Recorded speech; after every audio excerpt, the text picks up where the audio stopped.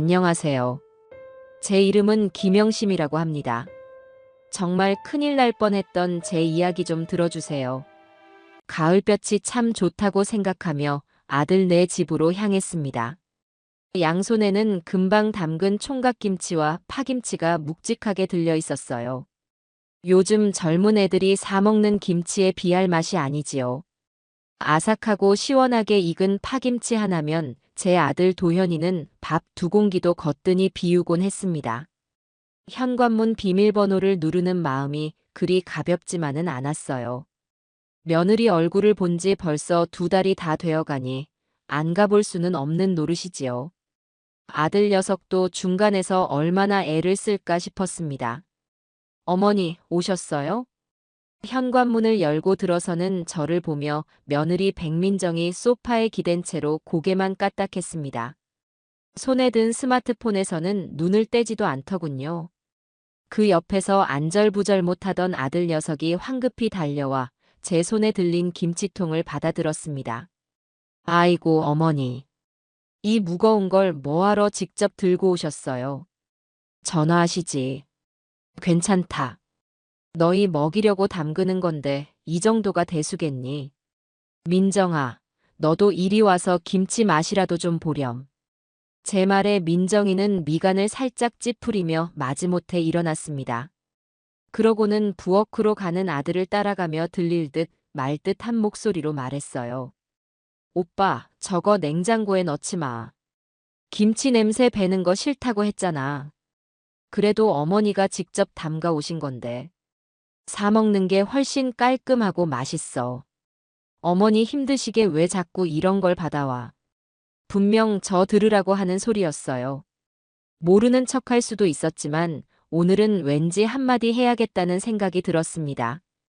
저는 거실에 외투를 벗어두며 부드럽게 말했습니다. 민정아, 그래도 집에서 담근 김치가 몸에는 더 좋은 거란다. 니들 건강 생각해서 일부러 좋은 재료로만 담갔으니 맛이라도 보렴. 어머니, 요즘 세상에 누가 그런 거 따져요. 그리고 저희는 입맛이 좀 까다로워서요. 결국 김치통은 뚜껑도 열리지 못한 채 뒷베란다 구석으로 밀려났습니다. 아들은 제 눈치를 보며 어쩔 줄 몰라 했고 며느리는 아무 일 없다는 듯 다시 소파에 앉아 스마트폰만 들여다보고 있었지요. 거실은 번쩍거렸습니다. 제가 혼수로 해준 텔레비전은 어느새 벽 한쪽을 다 차지할 만큼 커져 있었고 소파 옆에는 처음 보는 비싼 공기청정기가 쌩쌩 소리를 내며 돌아가고 있었어요. 며느리가 입고 있는 옷이나 손목에 찬 시계도 제가 아는 상표가 아니었습니다. 집이 아주 헌해졌구나. 돈 많이 벌었나 보다. 아, 이거요? 제가 요즘 주식 공부 좀 하거든요. 소소하게 용돈벌이 하는 거예요, 어머니. 민정이는 대수롭지 않다는 듯 말했지만 저는 그 말이 곧이곧대로 들리지 않았습니다. 제 아들 도현이는 평범한 중소기업 과장입니다. 월급이야 뻔하고 둘이 맞벌이를 하는 것도 아니었지요. 그런데 민정이의 씀씀이는 동네에서 제일 큰 가게를 운영하는 제 친구보다 더 커 보였습니다. 어색한 침묵이 흐르는 동안 방에서 놀던 손주 준서가 달려나왔습니다. 올해 7살인 준서는 제게 유일한 낙이었어요. 할머니. 아이고, 우리 강아지. 그새 또 컸네. 품에 와락 안기는 손주를 안아주니 그제야 숨통이 좀 트이는 것 같았습니다. 주머니에 있던 사탕을 꺼내주자 아이는 좋다고 웃으며 다시 방으로 달려 들어갔어요. 그 모습을 보고 있자니 오기 전에 미리 준비해둔 쌈짓돈 봉투가 생각났습니다. 시장에서 옷 장사하며 푼푼히 모아둔 돈이었어요. 손주 녀석 초등학교 입학하면 좋은 책가방이라도 사주라고 보태주고 싶었지요. 그냥 주면 며느리가 채어가서 제 옷을 살 게 뻔하니 아들 몰래 숨겨두었다가 나중에 아들만 따로 불러서 줘야겠다고 마음먹었습니다. 도현아, 너 예전에 신던 구두들 다 버렸니? 옷장 구석에 있던 것들 말이다. 아니요, 어머니. 자리는 차지하는데 버리질 못해서 그냥 두고 있어요. 왜요? 내가 발이 좀 부어서 헌 신발이 편할 것 같구나. 안 신는 거 있으면 하나만 다오. 자연스러운 핑계를 대고 저는 아들의 방으로 들어갔습니다. 며느리와 함께 쓰는 안방이었지요. 방 한쪽을 차지한 거대한 붙박이장은 대부분 며느리의 화려한 옷과 가방들로 가득 차 있었습니다. 반면 제 아들의 공간은 그 옆에 초라하게 붙은 작은 옷장이 전부였어요. 그 아래 먼지가 뽀얗게 쌓인 신발 상자들이 몇 개 보였습니다. 저기라면 민정이가 거들떠도 안 보겠지. 가장 낡아 보이는 구두 상자 하나를 꺼내 들었습니다. 꽤 묵직했어요. 낡은 구두가 이렇게 무거울 리가 없는데. 의아한 마음으로 뽀얀 먼지를 손으로 슥 닦아내고 뚜껑을 여는 순간이었습니다. 제 예상과는 전혀 다른 것들이 그 안에 들어 있었어요. 낡은 구두가 아니라 비닐에 쌓인 낯선 휴대폰 하나와 노란 고무줄로 꽁꽁 묶인 통장 여러 개, 그리고 손바닥만 한 검은색 수첩이 들어있더군요. 순간 심장이 쿵 하고 내려앉는 것 같았습니다. 이게 다 뭘까? 머릿속이 하얗게 변하는 와중에도 손은 멋대로 움직여 통장을 펼쳐보았어요. 김말순, 박춘자, 이덕배. 전부 제 또래거나 저보다 나이가 많은 어르신들의 이름이었습니다. 제 아들 한도연의 이름은 어디에도 없었어요. 통장에는 수백, 수천만 원에 달하는 돈이 입금되었다가 곧바로 다른 계좌로 빠져나간 기록들이 빼곡했습니다. 첫 번째로 스친 생각은 당연히 아들 녀석이었습니다. 혹시 내 아들이 무슨 나쁜 일이라도. 아니. 저는 곧바로 고개를 세차게 저었습니다. 그럴 리가 없어요. 제 아들 도현이는 어릴 때부터 숫기가 없어 거짓말 하나 제대로 못하던 아이입니다. 남에게 험한 소리 한 번 못하고 누가 돈 빌려달라고 하면 거절 못해 제 속을 썩이던 녀석이지요. 그런 아들이 다른 사람 명의의 통장과 주인 모를 휴대폰을 숨겨두고 치밀한 범죄를 저지른다. 불가능한 일이었습니다. 도현이는 사기를 7위인이 못 되지요. 오히려 사기를 당하면 당할 녀석입니다. 그렇다면 남는 사람은 단 한 명. 머릿속에서 퍼즐 조각이 맞춰지듯 하나의 얼굴이 떠올랐습니다. 바로 며느리 백민정이었습니다. 소소하게 용돈 벌이하는 거예요, 어머니. 조금 전 거실에서 아무렇지 않게 내뱉던 며느리의 목소리가 귓가에 울리는 듯 했어요. 소소한 용돈 벌이가 이런 것이었을까요? 아들의 월급만으로는 어림도 없을 명품 가방과 철마다 바뀌는 비싼 옷들. 도현 씨는 돈 관리에 영 소질이 없어서 제가 다 해요. 라고 말하며 웃던 그 쌀쌀맞은 눈빛. 모든 것이 이 상자 속 물건들과 섬뜩하게 연결되기 시작했습니다. 이건 며느리의 물건입니다. 그렇기에 제 아들 이름은 하나도 없는 것이지요. 저는 검은색 수첩을 조심스럽게 펼쳐보았습니다. 그 안에는 통장 주인들의 이름과 함께 주민등록번호, 연락처, 그리고 투자금이라는 명목으로 적힌 금액들이 빼곡하게 적혀 있었습니다. 그 글씨체는 분명 여자의 것이었어요. 왜 하필 아들의 낡은 구두 상자였을까? 답은 간단해요. 집안에서 가장 안전한 장소이기 때문입니다. 남편은 거들떠보지도 않을 테고 혹여나 제가 발견하더라도 모든 의심은 아들에게 향할 테니까요. 만약의 경우 자기 대신 아들을 방패막이로 내세울 심산이었던 겁니다. 순간 온몸에 소름이 돋았습니다. 분노보다 차가운 한기가 등줄기를 타고 흘렀어요. 덜덜 떨리던 손이 거짓말처럼 멈추었습니다. 시장 바닥에서 산전수전 다 겪으며 살아온 세월이 제게 말해주고 있었습니다. 이건 평범한 비상금이 아니라고. 이 검은 수첩에 적힌 이름과 숫자들은 누군가의 피눈물일 거라고 말입니다. 어쩌면 저 이름들 중 누군가는 평생 모은 재산을 잃고 길거리에 나앉았을지도 모를 일이었어요. 저는 조용히 상자 뚜껑을 닫았습니다. 먼지 쌓인 상자를 원래 있던 자리에 아무 일 없었다는 듯 밀어 넣었어요. 그리고 옷에 묻은 먼지를 툭툭 털어냈습니다. 지금 당장 이걸 터트려서는 안 돼요. 저 영악한 아이는 분명 꼬리를 자르고 도망갈 겁니다. 증거가 불충분하다며 되레 저를 무고죄로 몰아갈지도 몰라요. 아무것도 모르는 내 아들을 지켜야 하고 저 며느리의 가면을 완벽하게 벗겨내야 합니다. 그러려면 더 확실한 증거가 필요했어요. 어머니 뭐 하세요? 구두 고르셨어요? 방문 밖에서 아들의 목소리가 들려왔습니다. 저는 아무렇지 않은 척 가장 편안한 목소리를 만들어 대답했습니다. 아니다. 막상 신어보려니 영 불편해서 안 되겠다. 그냥 신던 거 신어야지. 방문을 열고 나가자 아들이 걱정스러운 얼굴로 저를 보고 있었습니다. 거실에서는 며느리가 여전히 스마트폰을 들여다보며 킥킥거리고 있었고요. 저 평화로운 풍경 뒤에 얼마나 무서운 진실이 숨겨져 있는지 저 두 사람은 까맣게 모르고 있었습니다. 벌써 가시게요? 저녁이라도 드시고 가시지. 아니다. 시장에 들를 때가 있어서 이만 가봐야겠다. 준서야, 할머니 간다. 손주 녀석과 아쉬운 인사를 나누고 현관을 나섰습니다. 민정이는 끝까지 소파에서 일어나지 않았어요. 엘리베이터를 기다리며 저는 조금 전 보았던 검은 수첩의 첫 페이지를 떠올렸습니다. 가장 위에 적혀있던 이름, 김말순. 그리고 그 옆에 적힌 숫자. 제 머릿속에 그 이름 석자가 깊이 새겨졌습니다. 이제부터 시작이었어요. 집으로 돌아가는 발걸음은 무거웠지만 제 정신은 그 어느 때보다 또렷하게 깨어 있었습니다.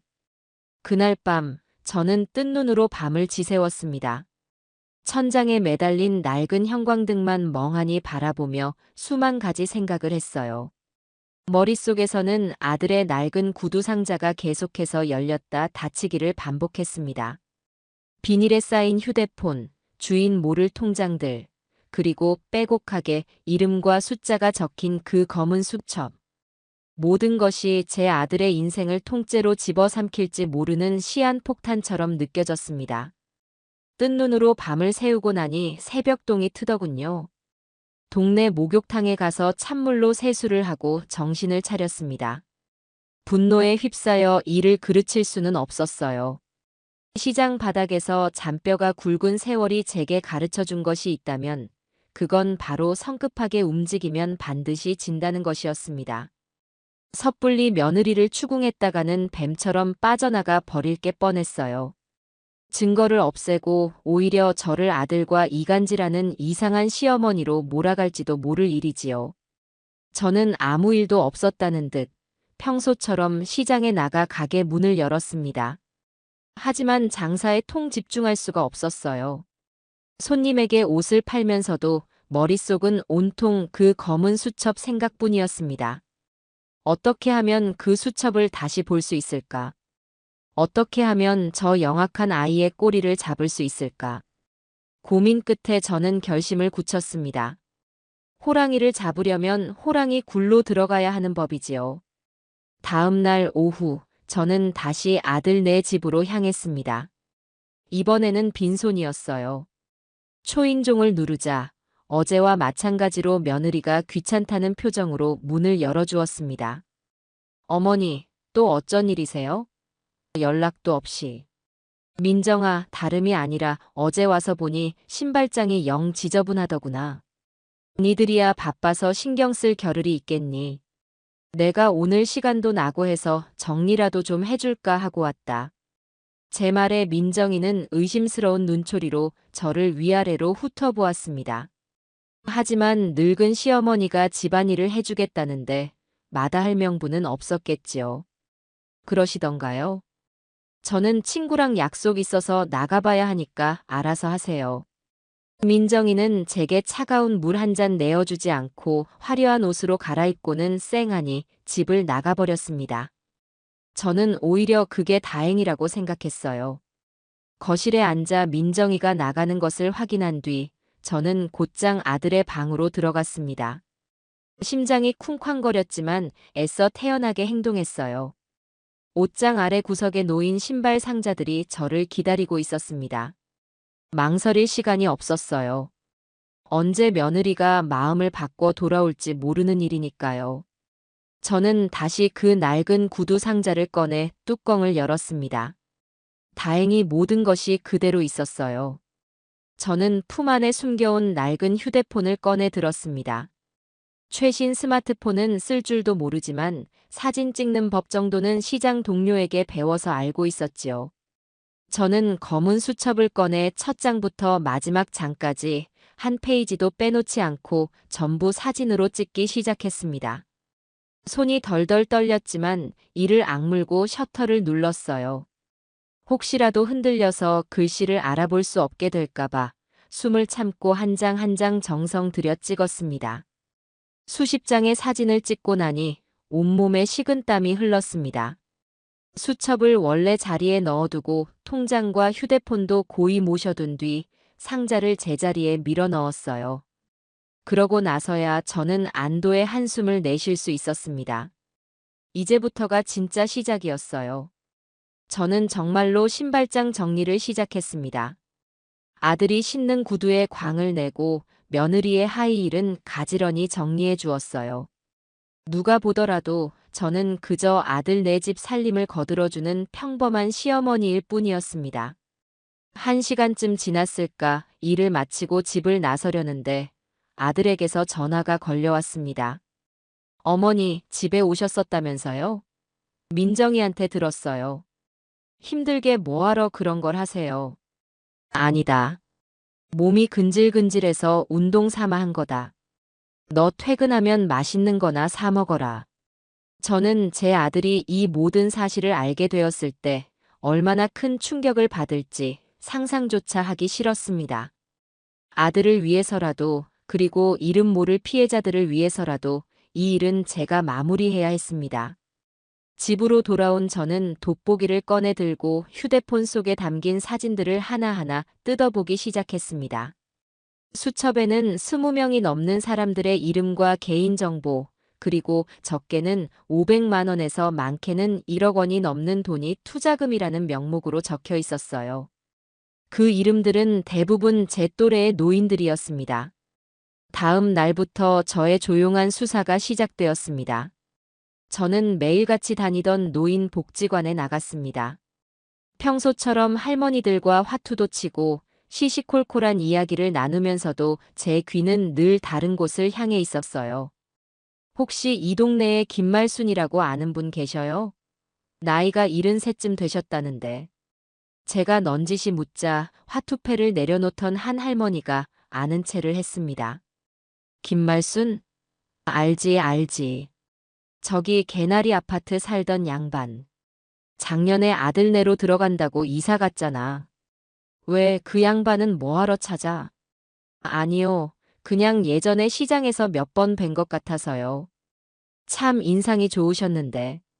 저는 아무렇지 않게 둘러대며 다른 이름들을 수소문하기 시작했습니다. 시장 상인들에게도 물어보았어요. 평생을 같은 동네, 같은 시장에서 장사해온 저의 인맥은 꽤나 넓고 깊었습니다. 며칠 동안 발품을 판 결과 수첩에 적힌 이름 중 몇몇의 행방을 어렴풋이 알게 되었습니다. 그들은 대부분 자식들에게 짐이 되기 싫어 작은 연금이나 평생 모은 쌈짓돈으로 노후를 보내던 평범한 어르신들이었어요. 그러던 중 저는 가슴 아픈 소식을 하나 듣게 되었습니다. 수첩 명단에 있던 이덕배 할아버지에 대한 이야기였어요. 저와 같은 시장에서 채소 장사를 하던 박 씨에게서 들은 이야기였습니다. 영심이 언니, 혹시 저 건너편에 살던 이덕배 할아버지 알아? 얼마 전에 돌아가셨다잖아. 돌아가셔? 왜 몸이 안 좋으셨나? 몸이 아픈 게 아니라 쯧쯧 말도 마. 듣자 하니 어디다 투자를 잘못해서 평생 모은 돈을 몽땅 날렸다는 거야. 상가 보증금까지 빼서 넣었다는데 그게 다 사기였던 거지. 그걸 비관해서 스스로 목숨을. 박 씨의 말을 듣는 순간 제 머리를 망치로 얻어맞은 듯 띵했습니다. 검은 수첩에 적혀있던 이덕배라는 이름과 그 옆에 적힌 1억 5천이라는 숫자가 눈앞에 아른거렸어요. 온몸의 피가 차갑게 식는 것 같았습니다. 이건 단순한 사기가 아니었어요. 사람의 목숨을 앗아가는 끔찍한 범죄였습니다. 제 며느리 백민정은 그저 사치스러운 아이가 아니라 사람의 피를 빨아먹고 사는 악마였던 겁니다. 저는 그날 가게 문을 일찍 닫고 집으로 돌아왔습니다. 분노로 온몸이 부들부들 떨렸어요. 당장이라도 아들 내 집으로 달려가 며느리의 머리채를 잡고 모든 것을 실토하라고 소리치고 싶었습니다. 하지만 저는 가까스로 이성을 붙잡았습니다. 지금 제가 감정적으로 행동하면 모든 것을 망치게 될 거예요. 이덕배 할아버지의 억울한 죽음을 헛되게 만들 수는 없었습니다. 그날 이후 저는 더욱더 치밀하게 움직이기 시작했습니다. 이제는 확신이 들었어요. 며느리 백민정은 노인들만을 노리는 전문적인 금융 사기 조직의 일원일 가능성이 높았습니다. 그리고 그 검은 수첩은 피해자들의 명단이자 며느리의 범죄를 입증할 가장 확실한 증거였지요. 저는 제 아들이 이 끔찍한 범죄에 연루되었을 리는 없다고 굳게 믿었습니다. 아마 민정이가 하는 일이 주식 투자라고만 알고 있겠지요. 하지만 만약, 아주 만약에라도 아들이 이 사실을 알고도 묵인했다면 저는 차마 다음 생각을 이어갈 수가 없었습니다. 밤늦도록 잠 못 이루고 뒤척이다가 저는 자리에서 일어나 장롱 깊숙이 넣어두었던 낡은 앨범을 꺼냈습니다. 앨범 속에는 까까머리를 한 어린 도현이가 해맑게 웃고 있었어요. 남편 일찍 여의고 시장에서 옷 장사하며 저 아들 하나만 보고 살아왔습니다. 온갖 굳은 일 마다하지 않고 손님들 비위 맞추며 악착같이 돈을 모아 대학까지 보냈어요. 그렇게 곱게 키운 내 아들이 저런 악마 같은 계집에게 속아 인생을 망치게 둘 수는 없었습니다. 앨범을 덮으며 저는 다시 한번 마음을 다잡았습니다. 분노는 잠시 접어두어야 해요. 지금은 차갑고 냉정하게 뱀의 숨통을 끊을 증거를 더 모아야 할 때였습니다. 그리고 그 전에 제 아들이 어디까지 알고 있는지, 어디까지 속고 있는지 확인해야만 했습니다. 그 결과에 따라 제가 앞으로 나아갈 방향이 완전히 달라질 테니까요. 저는 며느리가 친구들과 점심 약속이 있다는 날을 일부러 골라 아들에게 전화를 걸었습니다. 아들, 오늘 저녁에 시간 좀 있니?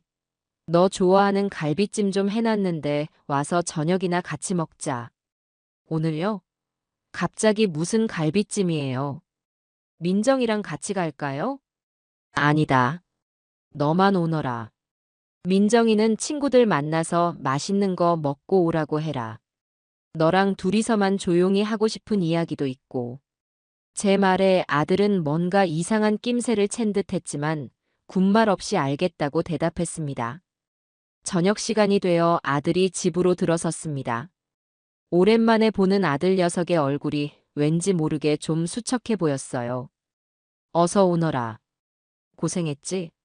얼른 손 씻고 와서 앉아라. 저는 정성껏 차린 저녁상을 아들 앞에 내어놓았습니다. 뜨끈한 밥에 김이 모락모락 나는 갈비찜, 그리고 아들이 좋아하는 잡채까지. 아들은 말없이 밥을 먹기 시작했습니다.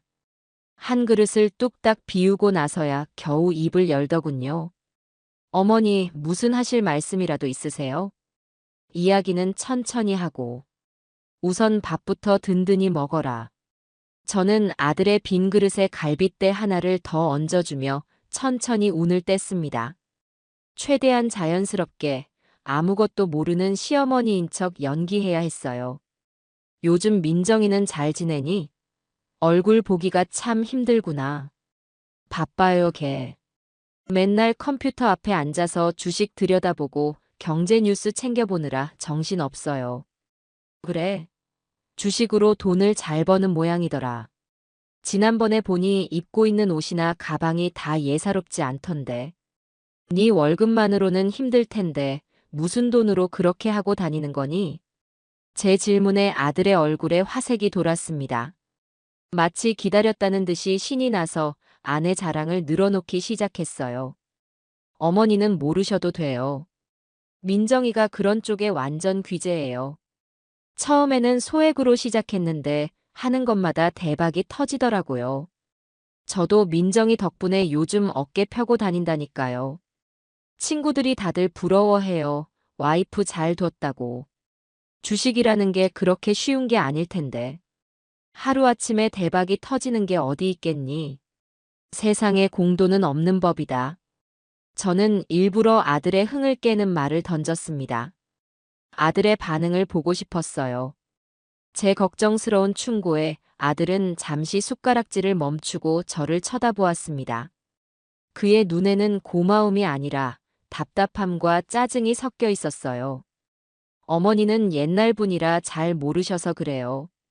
요즘은 세상이 달라졌어요. 정보만 빠르면 앉은 자리에서도 큰 돈을 벌 수 있는 시대라고요. 민정이가 얼마나 똑똑한데요. 어머니가 생각하는 그런 위험한 투자가 아니에요. 다 안전하고 확실한 정보가 있는 곳에만 투자하는 거니까 걱정 마세요. 아들은 완전히 며느리의 거짓말에 세뇌되어 있었습니다. 아내를 향한 맹목적인 믿음이 그의 눈과 귀를 모두 가리고 있었지요. 저는 깊은 실망감과 함께 한편으로는 안도감을 느꼈습니다. 다행히 제 아들은 공범이 아니라 첫 번째 피해자에 가까웠습니다.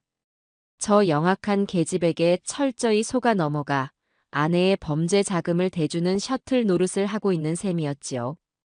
그래, 네 아내가 똑똑하다니 다행이다만 그래도 늘 조심해야 한다. 버는 게 있으면 잃는 게 있는 법이고 쉽게 번 돈은 쉽게 나가는 법이거든. 너희 아버지도 살아생전에 늘 그렇게 말씀하셨다. 알았어요, 어머니. 제가 알아서 할게요. 그런 걱정은 마세요.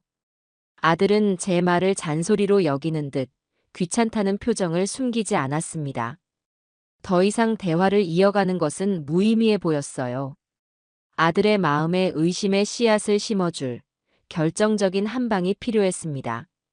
식사를 마치고 과일을 내어주며 저는 짐짓 무심한 척 마지막 질문을 던졌습니다. 그런데 도현아, 너 혹시 집에 못 보던 휴대폰이나 네 이름이 아닌 다른 사람 통장 같은 건 없니? 제 말에 과일을 깎던 아들의 손이 순간 멈칫했습니다. 아주 찰나의 순간이었지만 저는 그 미세한 변화를 놓치지 않았어요. 아들은 애써 태어난 척 되물었습니다. 네, 그게 무슨 말씀이세요? 그런 게 집에 왜 있어요? 아니, 그냥. 워낙 세상이 흉흉해서 말이다. 너도 알지 않니? 요즘 전화로 사람들 속여서 돈 뜯어내는 나쁜 놈들이 얼마나 많은지. 그런 범죄자들이 남의 통장이랑 주인 없는 휴대폰을 쓴다고 하더구나. 저는 아들의 눈을 똑바로 쳐다보며 말을 이었습니다. 아무리 실력 좋은 투자 전문가라고 해도 남의 통장이랑 대포폰 써가면서 투자하지는 않는단다. 그건 투자가 아니라 사기꾼들이나 하는 짓이지. 너는 그런 거에 휘말리면 절대 안 된다. 알겠니? 제 말이 끝나자 아들의 얼굴이 하얗게 질려가는 것이 보였습니다. 그는 아무 대답도 하지 못하고 그저 마른 침만 꿀꺽 삼킬 뿐이었어요. 아들의 마음속에 제가 던진 의심의 돌멩이가 정확히 떨어져 파문을 일으키기 시작한 겁니다. 그는 분명 무언가 짚히는 것이 있었을 거예요. 아내가 왜 자신 몰래 다른 휴대폰을 하나 더 가지고 있는지, 왜 가끔씩 낯선 이름의 사람들에게서 온 입금 문자를 황급히 지우는지, 그동안 애써 외면해왔던 작은 의심들이 고개를 들기 시작했을 겁니다. 저는 더 이상 아들을 몰아붙이지 않았습니다. 이쯤이면 충분했어요. 이제 남은 것은 아들 스스로 아내의 실체를 확인하고 무너져 내리는 일뿐이었습니다. 그 과정이 얼마나 고통스러울지 알기에 마음이 아팠지만 언젠가는 반드시 겪어야 할 성장통 같은 것이었지요. 아들은 그날 밤 무슨 생각을 하는지 알 수 없는 무거운 표정으로 집을 나섰습니다. 저는 현관문 앞에서 아들의 등을 말없이 바라보았어요. 비틀거리는 아들의 뒷모습이 유난히 위태로워 보였습니다. 제 아들은 이제 곧 아내라는 이름의 달콤한 환상에서 깨어나 차갑고 잔인한 현실과 마주하게 될 겁니다. 저는 그저 아들이 그 모든 것을 감당하고 올바른 선택을 하기를 기도할 뿐이었습니다. 그리고 저는 저대로 제가 해야 할 다음 일을 준비해야 했습니다. 바로 검은 수첩 속 첫 번째 이름, 김말순 할머니를 찾아 나서는 것이었지요. 아들의 마음에 의심의 씨앗을 심어 놓은 다음 날, 저는 곧바로 행동에 나섰습니다. 이제는 며느리의 범죄를 입증할 구체적인 증거와 피해자들의 증언을 확보해야 했어요. 휴대폰에 찍어둔 수첩 사진을 다시 한번 훑어보았습니다. 그 중에서도 저는 가장 먼저 적혀 있던 이름, 김말순 할머니를 찾아야겠다고 마음먹었습니다. 노인복지관에서 들었던 대로 개나리 아파트 근처를 수소문하기 시작했어요. 낡은 아파트 단지 경비실에 들러 음료수 한 병을 건네며 넌지시 여쭈었습니다. 어르신, 혹시 이 아파트에 사시던 김말순 할머니 댁을 아시나요? 작년에 아들네로 이사 가셨다는데. 나이가 지긋한 경비원 아저씨는 저를 잠시 경계의 눈빛으로 보더니 이내 제가 험한 사람이 아니라고 판단했는지 입을 열었습니다. 김말순 할머니? 오동에 살던 양반 말하는구먼. 아들네가 저기 신도시 아파트로 이사 가면서 모시고 들어갔지. 근데 거긴 왜 찾으슈? 제가 예전에 그분께 신세를 진 일이 있어서요. 늦게나마 감사 인사라도 드리고 싶은데 연락처를 잃어버려서요. 저는 미리 준비해둔 거짓말을 둘러댔습니다. 경비원 아저씨는 더 이상 묻지 않고 아들네가 사는 아파트 이름과 동호수까지 친절하게 알려주었습니다. 정보를 얻은 저는 곧장 버스를 타고 신도시로 향했어요. 버스 창밖으로 스쳐 지나가는 풍경을 보며 김말순 할머니를 만나면 무슨 말부터 꺼내야 할지 머릿속으로 수십 번이나 되뇌었습니다. 당신이 사기를 당한 것 같으니 저와 함께 경찰서에 가자고 말해야 할까? 아니면 생각이 복잡했어요.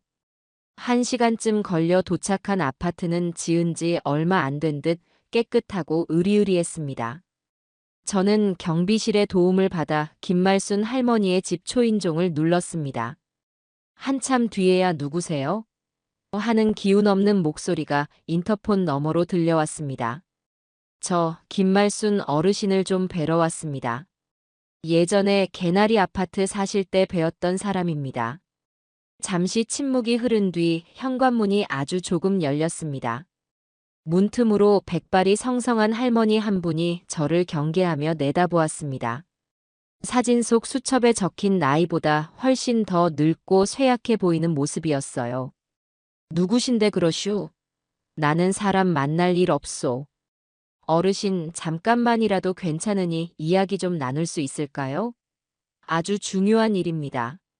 제가 간곡하게 부탁했지만 할머니는 고개를 저으며 문을 닫으려 했습니다. 다급해진 저는 문틈으로 손을 집어넣으며 외쳤습니다. 혹시 고수익 보장 투자라는 말 들어보셨지요? 백민정이라는 젊은 여자 이름도 아실 테고요. 제 입에서 백민정이라는 이름이 나오는 순간 할머니의 얼굴이 하얗게 굳어버렸습니다. 동공이 심하게 흔들리는 것을 저는 똑똑히 보았어요. 할머니는 저를 뿌리치고 황급히 문을 닫아버렸습니다. 쾅 하고 닫히는 문 앞에서 저는 한동안 멍하니 서 있어야만 했습니다. 예상했던 반응이었지만 막상 이렇게 문전박대를 당하고 나니 가슴이 답답하고 막막했어요. 하지만 이대로 포기할 수는 없었습니다.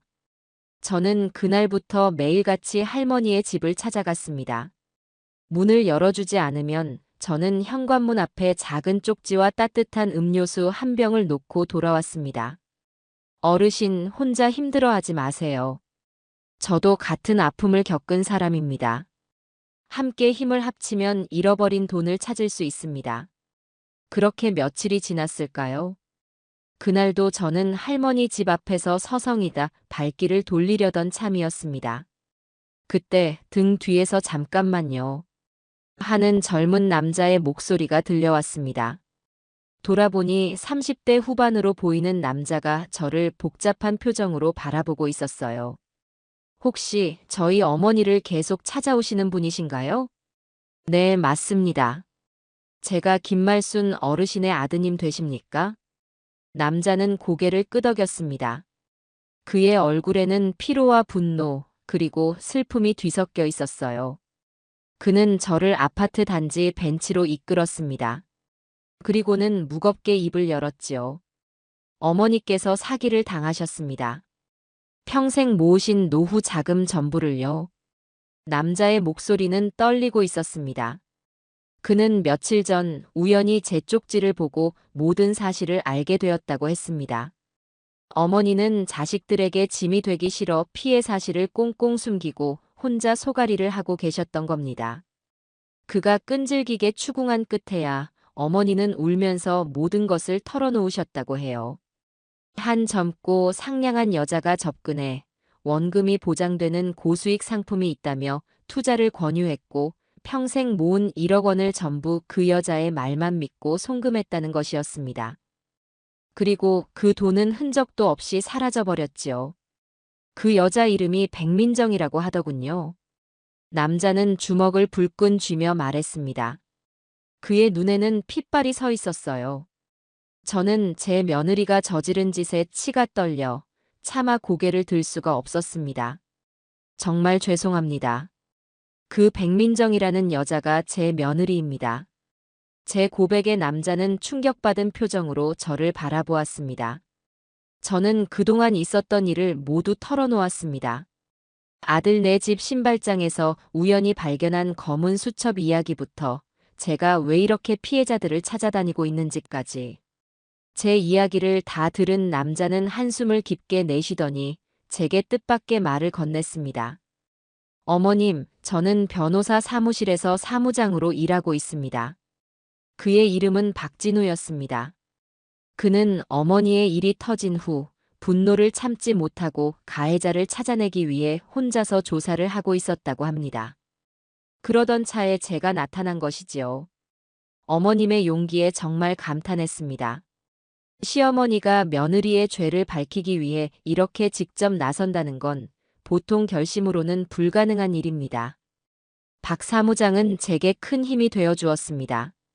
그는 법률적인 지식을 바탕으로 우리가 앞으로 어떻게 움직여야 할지 명확하게 알려주었어요. 우선 더 많은 피해자들을 모아 집단으로 고소해야 힘이 실린다고 했습니다. 또한 백민정의 배후에 거대한 사기 조직이 있을 가능성이 높으니 섣불리 움직이지 말고 물증을 더 확실하게 모아야 한다고 조언했습니다. 그날 이후 저와 박 사무장은 한 팀이 되었습니다. 저는 제가 가진 시장의 인맥을 총동원해 수첩 속 다른 피해자들의 연락처를 알아냈고 박 사무장은 법률적인 지식을 바탕으로 피해자들을 설득하고 그들의 진술을 확보해 나갔습니다. 과정은 쉽지 않았습니다. 대부분의 피해자들은 김말순 할머니처럼 사기를 당했다는 수치심과 자식들에게 알려질 것에 대한 두려움 때문에 입을 열려고 하지 않았어요. 저는 그분들을 만날 때마다 제 이야기를 먼저 꺼냈습니다. 저는 그 사기꾼의 시험이 되는 사람입니다. 제 며느리가 여러분의 피 같은 돈을 훔쳐갔습니다. 제가 대신 사죄드립니다. 그리고 제가 반드시 그 아이를 제 손으로 잡아넣고 여러분의 돈을 되찾을 수 있도록 돕겠습니다. 제 진심 어린 사과와 간절한 설득에 얼어붙었던 피해자들의 마음이 조금씩 열리기 시작했습니다. 한두 명씩 용기를 내어 증언에 동참하기 시작했고 우리가 모은 피해자들의 수는 10명이 훌쩍 넘어갔습니다. 피해액을 모두 합치니 수십억 원에 달하는 어마어마한 금액이었습니다. 박 사무장의 예상대로 이건 제 며느리 혼자서 저지른 일이 아니었어요. 입금된 돈이 여러 개의 대포 통장을 거쳐 세탁되는 과정이나 피해자들에게 접근하는 치밀한 수법 등을 볼 때 전문적인 사기 조직이 배후에 있다는 것이 거의 확실해 보였습니다. 저는 매일 밤 박 사무장과 통화하며 그날 수집한 정보들을 공유했습니다. 차곡차곡 쌓여가는 증거들을 보며 우리는 곧 거대한 악의 실체에 다가서고 있음을 직감했습니다. 두려운 마음도 들었지만 이제 와서 멈출 수는 없었어요. 제 등 뒤에는 저만 믿고 용기를 내어준 수많은 피해자들이 있었습니다. 그리고 곧 지옥 같은 현실과 마주하게 될 가엾은 제 아들이 있었습니다. 저는 그 모든 것을 걸고 이 싸움을 끝까지 해내야만 했습니다. 아들의 마음에 던져놓은 의심의 돌멩이가 어떤 파문을 일으킬지 저는 그저 기다리는 수밖에 없었습니다. 며칠 동안 아들에게서는 아무런 연락이 오지 않았어요. 저는 애써 태어난 척 시장에 나가 장사를 하고 박 사무장과 꾸준히 연락하며 피해자들의 진술을 더 모으는 데 집중했습니다. 속은 시커멓게 타들어갔지만 아들이 스스로 진실을 마주할 시간을 주어야 한다고 생각했어요. 아마 지금쯤 제 아들은 인생에서 가장 끔찍하고 혼란스러운 시간을 보내고 있을 테지요. 사랑하는 아내를 향한 믿음과 가장 믿는 어머니의 경고에서 피어오르는 의심 사이에서 수백 번도 더 천국과 지옥을 오가고 있을 겁니다. 그렇게 꼬박 일주일이 지났습니다. 그 사이 아들은 어떤 지옥을 건너고 있었을까요? 훗날 아들에게서 들은 이야기는 제가 상상했던 것보다 훨씬 더 처절하고 고통스러운 것이었습니다. 제가 다녀간 그날 밤 아들은 집에 돌아와서도 잠을 이룰 수가 없었다고 해요. 진짜 실력 있는 투자자들은 남의 통장이랑 대포폰은 안 쓴단다. 제 말이 귓가에 맴돌며 아내의 모든 행동 하나하나가 의심스럽게 보이기 시작했다는 겁니다.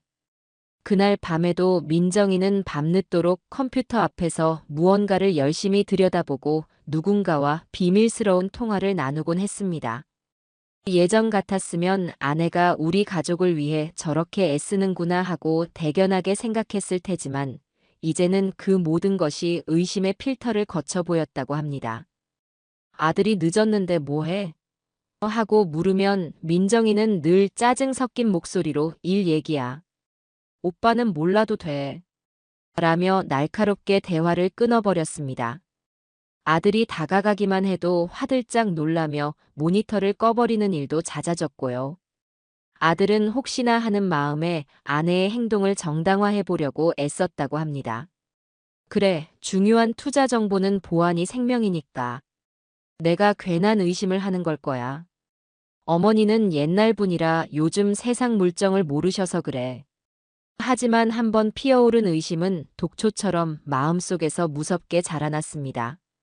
며칠 뒤에는 민정이가 새로 산 값비싼 목걸이를 자랑했다고 해요. 아들이 이거 어디서 났어?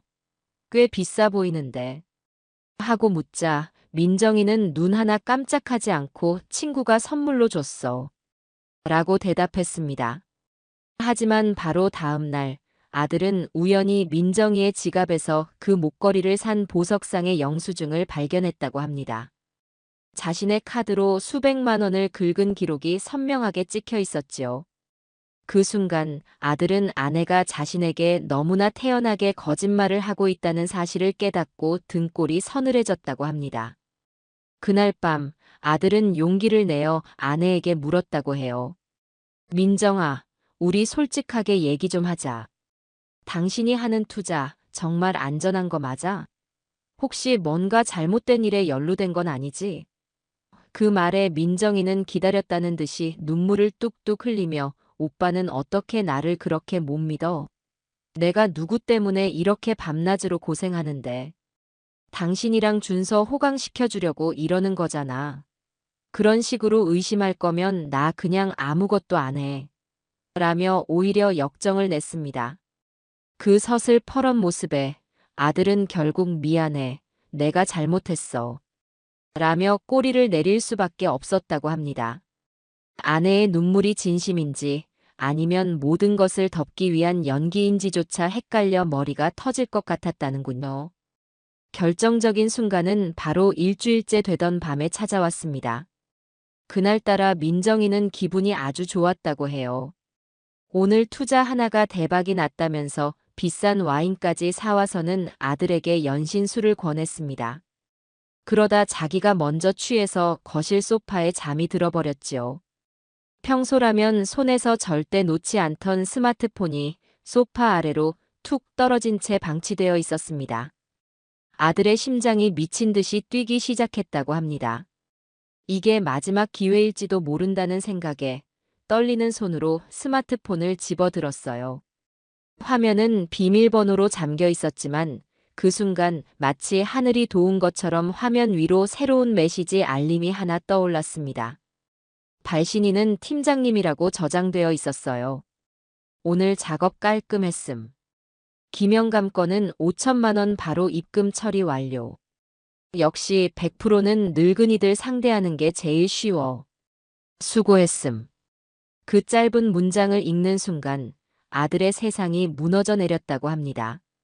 작업, 김영감, 늙은이들. 그 단어들이 의미하는 것은 명백했어요. 아들은 떨리는 손으로 아내의 생일을 비밀번호로 눌러보았다고 합니다. 철컥 하고 잠금이 풀리는 소리가 지옥문이 열리는 소리처럼 들렸다고 해요. 그는 판도라의 상자를 열어버린 사람처럼 그 팀장이라는 사람과 나눈 대화 내용을 전부 읽어내려갔습니다. 그 안에는 차마 인간의 입에서 나왔다고는 믿을 수 없는 말들이 가득했습니다.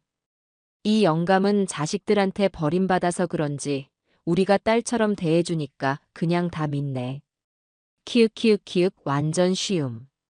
박할멈은 평생 모은 갯돈이라는데 싹 다 털었어. 인증샷 보낸다.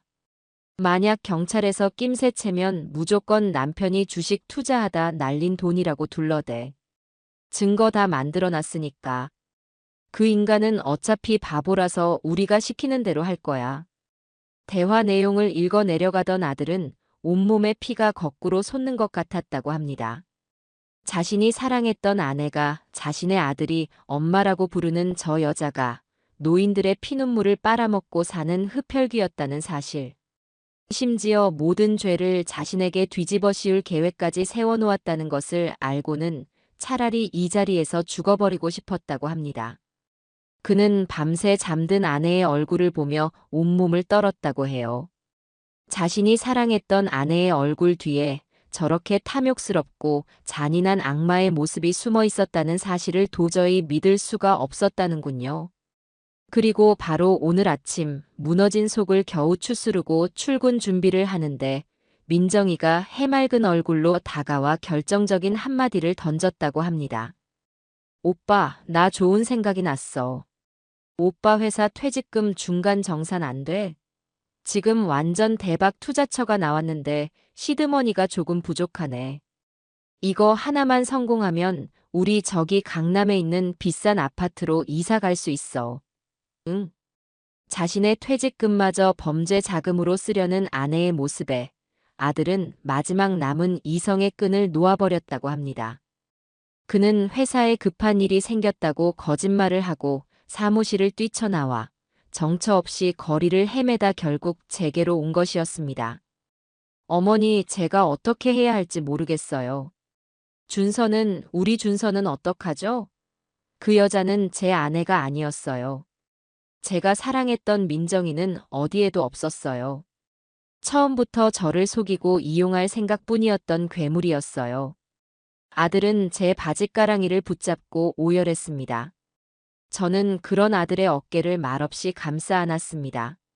내가 다 알고 있었다거나 그러게 내 말을 들었어야지 같은 말은 한마디도 하지 않았어요.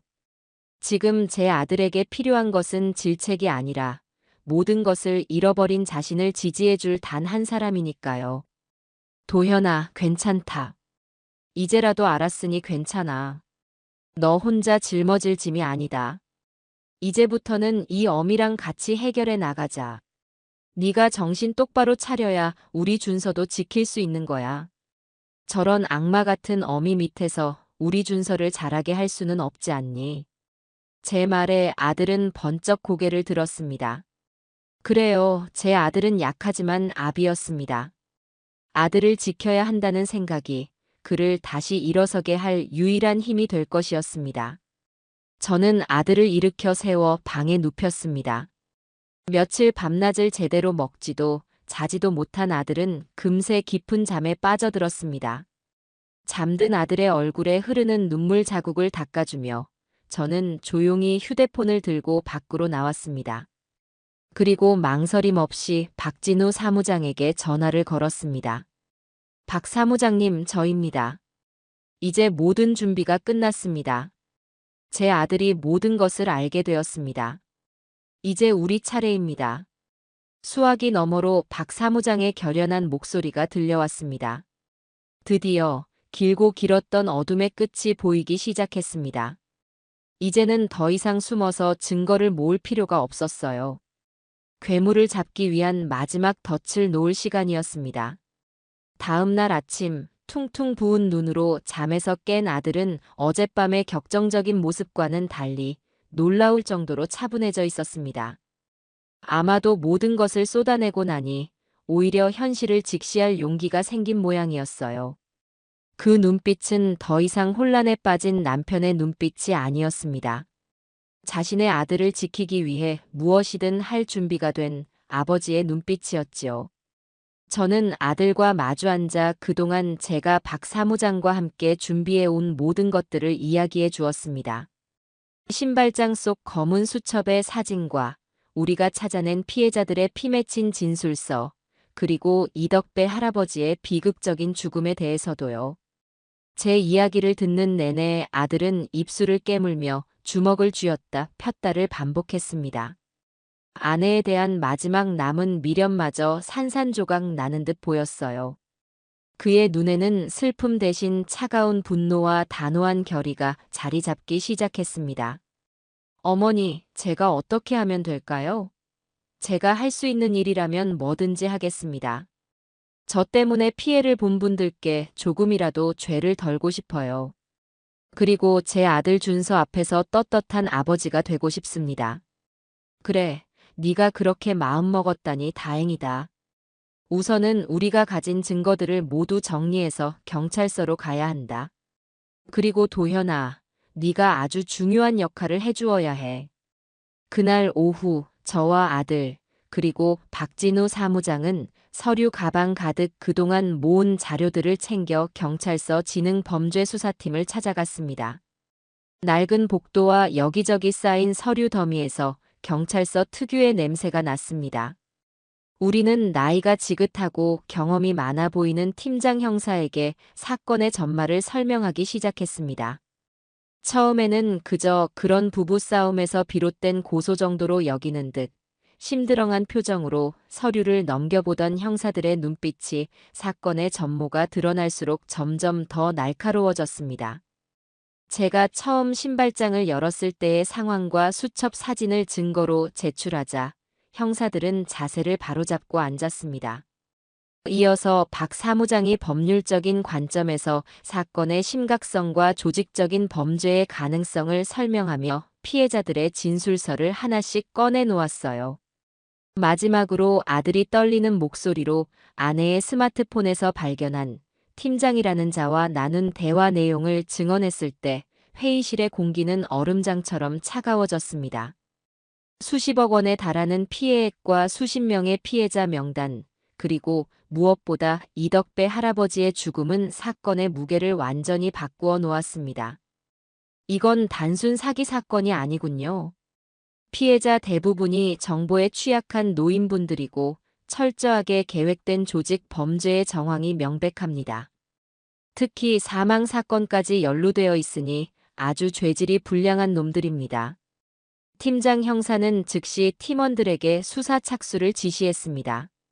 그리고 우리에게 한 가지 제안을 했지요. 바로 함정 수사였습니다.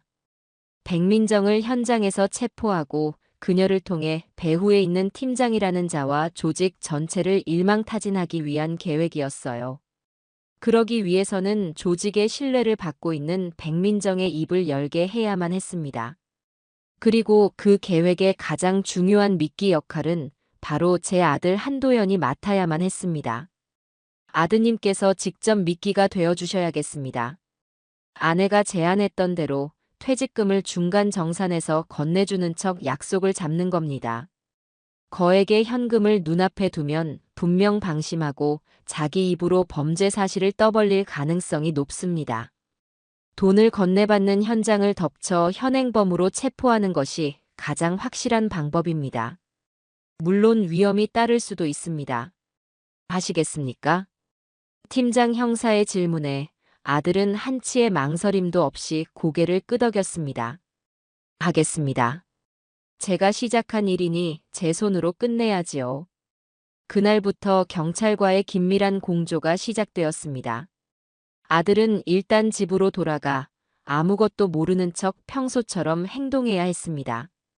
아내의 의심을 피하기 위해 오히려 더 살갑고 다정한 남편 연기를 해야만 했지요. 그것이 제 아들에게 얼마나 고통스러운 일일지 저는 차마 상상할 수도 없었습니다. 지옥과도 같은 집으로 제 아들을 다시 밀어넣는 제 마음은 갈기갈기 찢어지는 것 같았어요. 경찰서에서 돌아온 다음 날, 아들은 경찰들이 지켜보는 가운데 아내에게 전화를 걸었습니다. 저는 아들의 옆에서 떨리는 마음으로 그 통화를 함께 들었습니다. 아들은 놀라울 정도로 침착한 목소리로 연기를 해냈습니다. 그 목소리가 얼마나 떨리고 있었는지는 전화기를 쥔 아들의 손이 하얗게 질려 있는 것을 보고서야 알 수 있었습니다. 민정아, 나야. 너 지난번에 말했던 거 있잖아, 퇴직금. 내가 오늘 회사에 알아봤는데 중간 정산이 가능하대. 금액도 생각보다 꽤 커.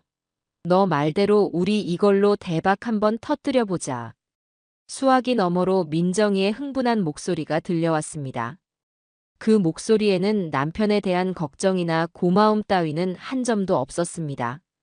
오직 돈에 대한 탐욕만이 가득했어요. 정말? 진짜지, 오빠. 와, 역시 내 남편밖에 없다니까. 그럼 당장 신청해. 내가 기가 막힌 투자처를 알아봐 놨어. 이번 거는 정말 확실해. 성공하면 수수료도 엄청나다고. 아들은 민정이와 돈을 전달할 날짜와 장소를 정했습니다. 민정이는 자신의 성공을 과시하고 싶었는지 시내에서 가장 비싼 호텔의 카페에서 만나자고 먼저 제안했습니다. 모든 것이 경찰이 계획한 대로 순조롭게 진행되고 있었어요. 약속한 날짜까지 남은 3일은 제 인생에서 가장 길고 잔인한 시간이었습니다. 아들은 매일 밤 지옥으로 퇴근해야 했습니다.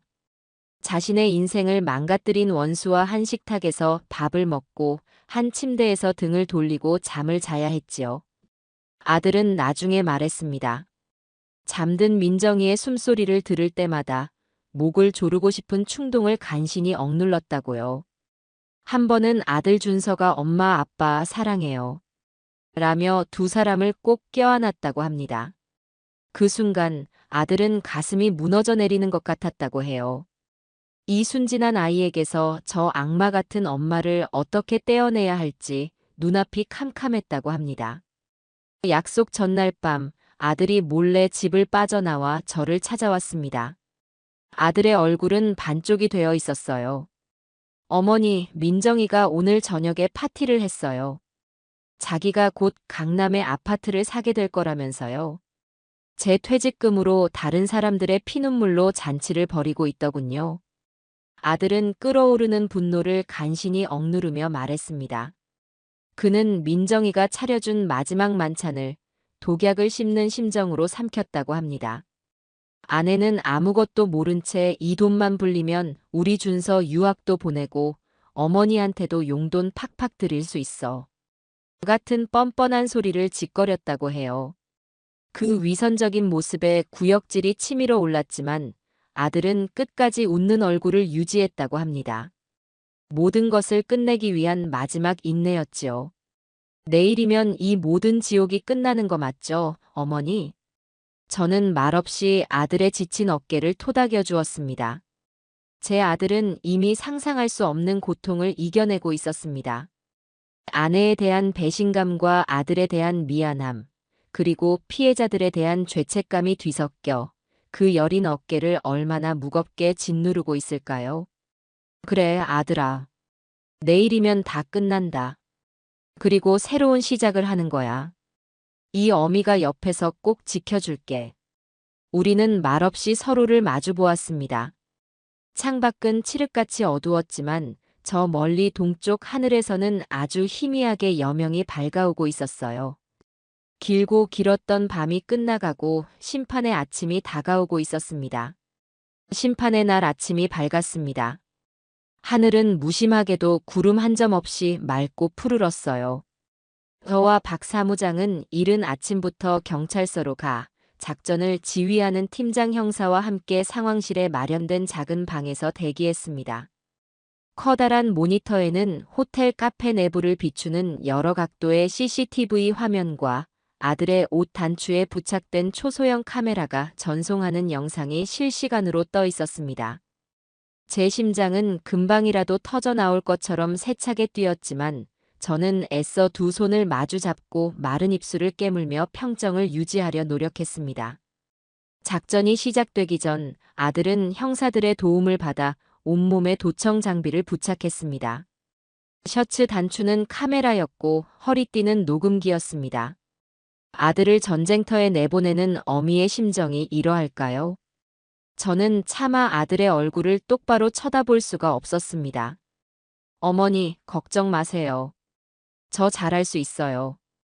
오히려 아들이 담담한 얼굴로 저를 위로했습니다. 그 얼굴을 보니 마음이 더욱 미어졌습니다.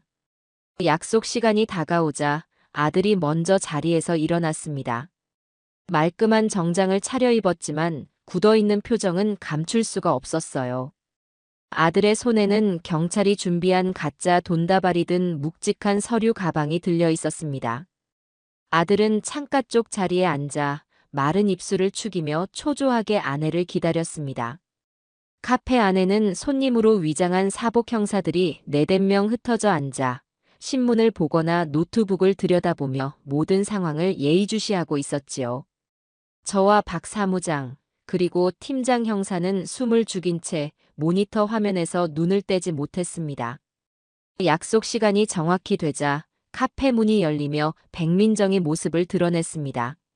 머리부터 발끝까지 마치 잡지에서 튀어나온 모델처럼 값비싼 명품으로 치장한 모습은 이곳에 있는 그 누구보다도 화려하고 당당해 보였습니다. 그녀는 의기양양한 표정으로 성큼성큼 걸어와 아들의 맞은편에 앉았습니다. 남편의 안색을 살피거나 다정한 인사를 건네는 것 따위는 관심도 없었어요. 그녀의 모든 신경은 오직 아들 옆에 놓인 서류 가방에 쏠려 있었습니다. 가져왔어? 고생했네, 오빠. 역시 내 말 듣길 잘했지? 민정이는 능숙하게 가방을 자기 쪽으로 끌어당겨 뚜껑을 열었습니다. 가방 안에 가득 찬 5만 원권 돈다발을 확인하는 순간 그녀의 얼굴에 감출 수 없는 탐욕스러운 미소가 번졌습니다. 그 표정을 모니터로 지켜보던 제 속에서는 천불이 났습니다. 저 돈이 진짜 돈이 아니라는 사실이 천만다행이라는 생각마저 들었어요.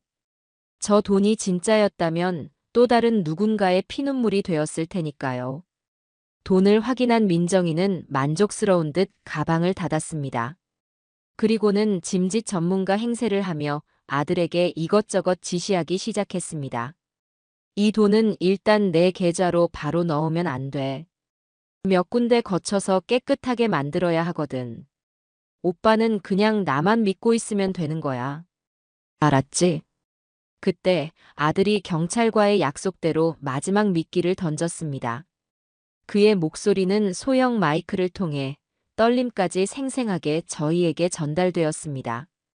민정아, 근데 정말 아무 문제 없는 거 맞지? 당신이 하는 일이 혹시 법에 걸리거나 하는 건 아니지? 갑자기 좀 무서워지네. 내 전 재산이나 다름없는데. 아들의 걱정스러운 말에 민정이는 한심하다는 듯 콧방귀를 뀌었습니다. 그리고는 주변을 한번 휙 둘러보더니 승리감에 도취된 표정으로 목소리를 낮춰 의기양양하게 속삭였어요. 그녀의 입에서 나온 말은 지켜보던 모든 사람들을 경악하게 만들기에 충분했습니다. 그녀 스스로 자신의 무덤을 파는 소리였지요. 오빠는 걱정 좀 그만해. 내가 하는 일에 의심 좀 갖지 말라니까. 뭐, 그게 뭐 별거야? 걸리지만 않으면 장땡이지. 그리고 내가 상대하는 사람들은 다 늙고 힘없는 영감탱이들이야. 인터넷도 할 줄 몰라. 자식들은 멀리 살아. 우리가 딸처럼 살갑게 대해주면서 조금만 바람 넣으면 평생 모은 돈도 그냥 갖다 바친다니까. 걔들은 은행보다 내 말을 더 믿어.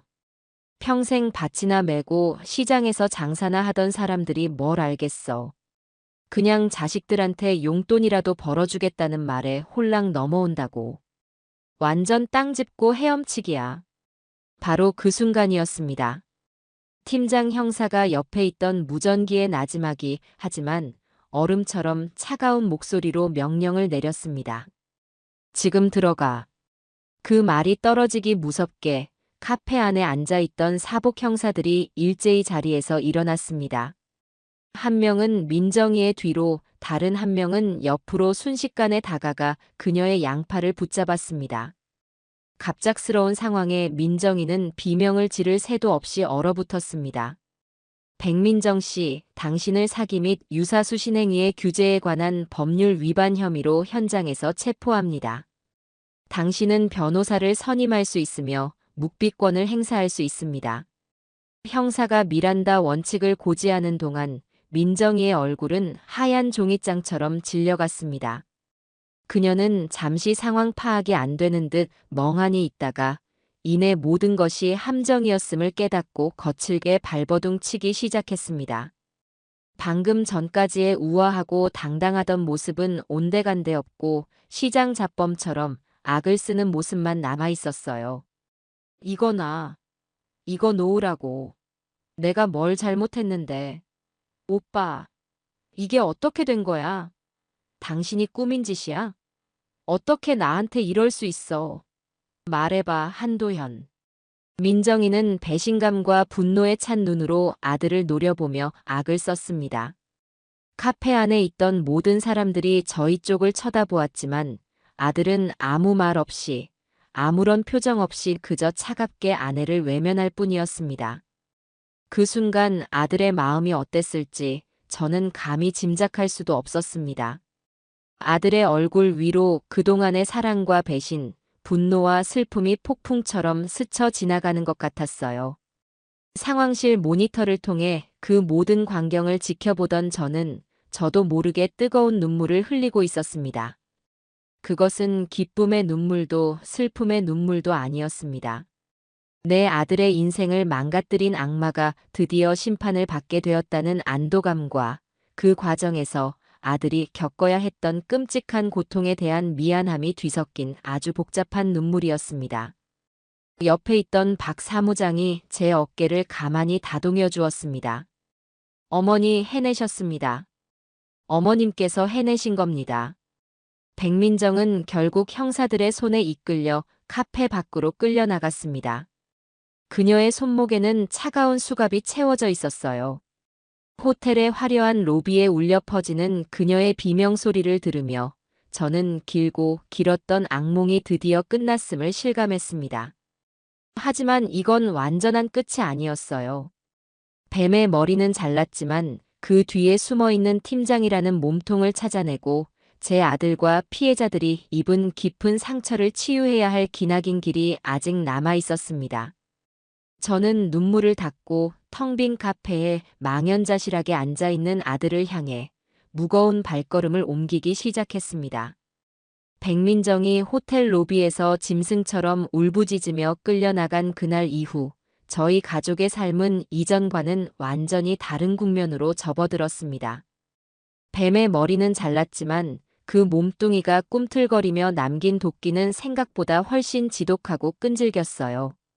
아니나 다를까 바로 다음 날 아침부터 신문과 텔레비전 뉴스에서 귀부인 행세 사기꾼, 호텔서 검거, 수십억대 노인 상대 금융사기, 조직 적발 같은 자극적인 제목의 기사들이 융단 폭격처럼 쏟아져 나오기 시작했습니다.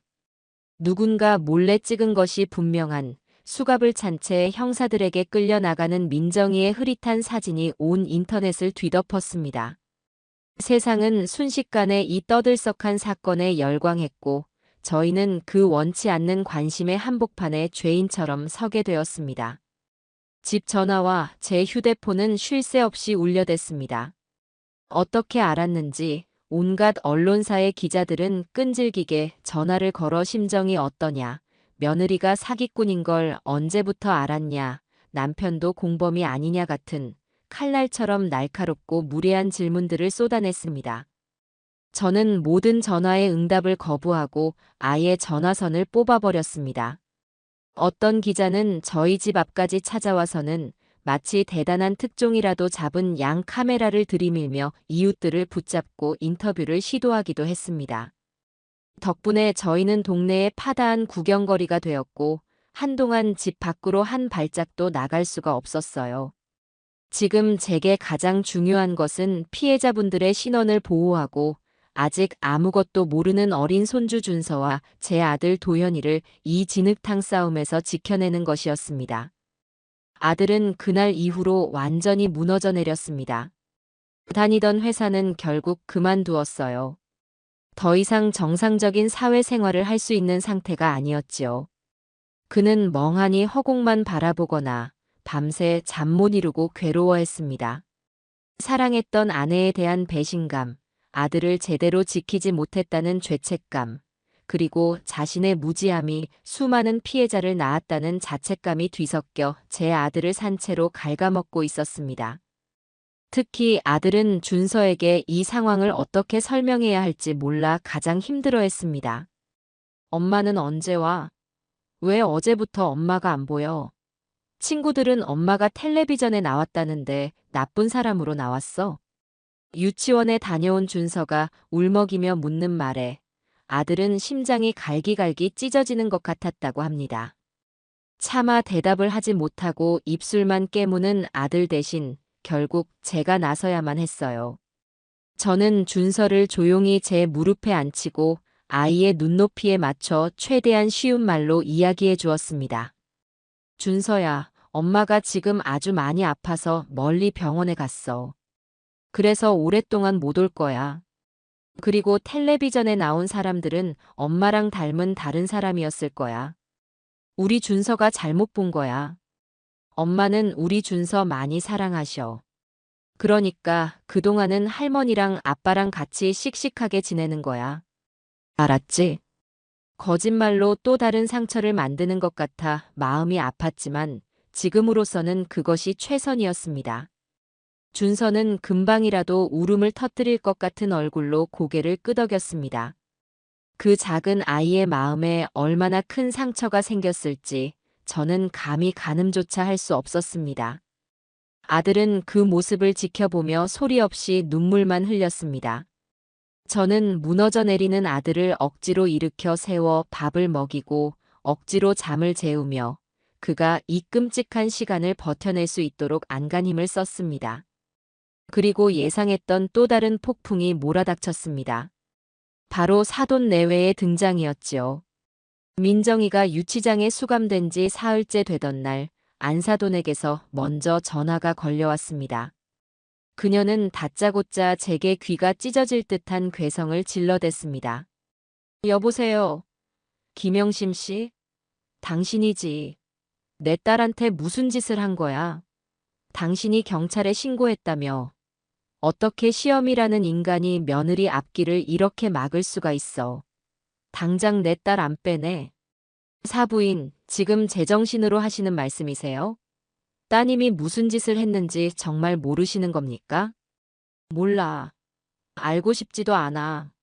우리 민정이는 착해서 누가 시키면 시키는 대로 하는 애야. 분명히 당신 아들이 시켰겠지. 내 딸 인생 망쳤으니 당신들 인생도 내가 가만 안 둘 거야. 말이 통하지 않았습니다. 그들은 진실을 들으려 하지 않았어요. 그저 자신들의 딸이 저지른 죄의 무게를 어떻게든 남에게 떠넘기려는 생각뿐이었습니다. 그리고 그날 오후 그들은 귀신같이 제 집 주소를 알아내 쳐들어왔습니다. 그들의 얼굴에는 딸의 잘못을 뉘우치는 기색이나 저희에 대한 미안함 따위는 눈곱만큼도 찾아볼 수 없었어요. 오직 도끼와 분노만이 가득했습니다. 김영심 씨, 당신이 내 딸 인생을 망쳤어. 이게 다 무슨 짓이야. 안사도는 다짜고짜 제 멱살이라도 잡을 것처럼 달려들었고 바깥사도는 거실을 둘러보며 내 딸이 이딴 늙은이랑 우유부단한 놈 뒤치다꺼리 하느라 얼마나 고생했을지 눈에 훤하다. 내 딸이 벌어다준 돈으로 호의호식할 땐 언제고 이제 와서 뒤통수를 쳐? 라며 고래고래 소리를 질렀습니다. 저는 기가 막혀서 말도 나오지 않았습니다. 지금 제정신으로 하시는 말씀들입니까? 당신들 딸이 무슨 짓을 했는지 뉴스도 못 보셨어요? 수십 명의 인생을 망가뜨리고 사람까지 죽게 만든 범죄자입니다. 닥쳐. 우리 민정이는 순진하고 착해서 남한테 싫은 소리 한 번 못하는 애야. 분명히 한서방, 저 인간이 바람을 넣었거나 아니면 돈 문제로 윽박질러서 어쩔 수 없이 한 짓일 거라고. 당신들이 내 딸을 그렇게 만든 거야. 안사돈의 뻔뻔한 주장에 옆에 서 있던 아들의 얼굴이 하얗게 질렸습니다. 적반하장도 유분수지요. 그들은 자신들의 딸이 저지른 끔찍한 범죄의 본질은 보려 하지 않고 어떻게든 남의 탓으로 돌려 책임을 회피하려는 속셈이었습니다. 그래서 원하시는 게 뭡니까? 제가 차갑게 묻자 박가사돈이 기다렸다는 듯이 본색을 드러냈습니다. 원하는 거? 당연히 합의지.